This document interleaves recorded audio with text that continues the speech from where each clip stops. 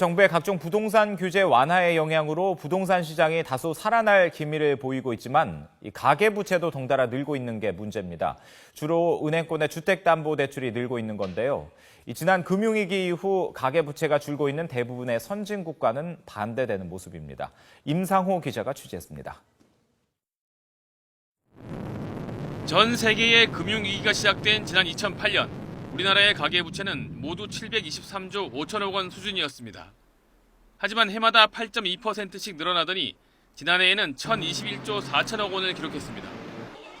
반면에 미국은 지난 2008년 13조 8천억 달러에서 매년 0.7%씩 줄어들면서 지난해 13조 3천억 달러로 낮아졌습니다. 일본 역시 같은 기간 325조 4천억 엔에서 311조 1천억 엔으로 매년 1.1%씩 줄었습니다.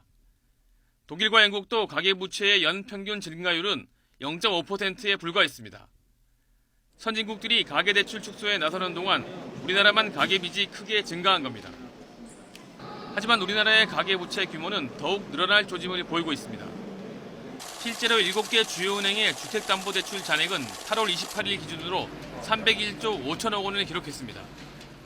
지난 7월 말 297조 7천억 원이었던 걸 감안하면 한 달 만에 4조 원 가까이 늘었습니다.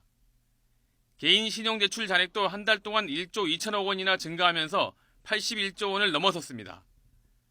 은행권에서는 부동산 시장 활성화를 위해 LTV와 DTI 규제를 완화한 데다 한국은행이 기준금리를 0.25%포인트 내리면서 가계부채가 크게 는 것으로 보고 있습니다. 금리를 인하하게 되면은 일단 가계부채를 늘리는 쪽으로 작용을 하게 될 겁니다.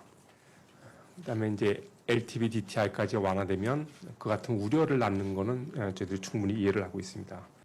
전문가들은 당장 가계부채가 크게 증가한 것도 문제지만 최근 대출 증가 원인을 보면 서민들이 생활자금 사용을 위해 대출을 받는 경우가 많아서 부채의 질을 더 걱정해야 하는 상황이라고 지적했습니다. YTN 임상호입니다.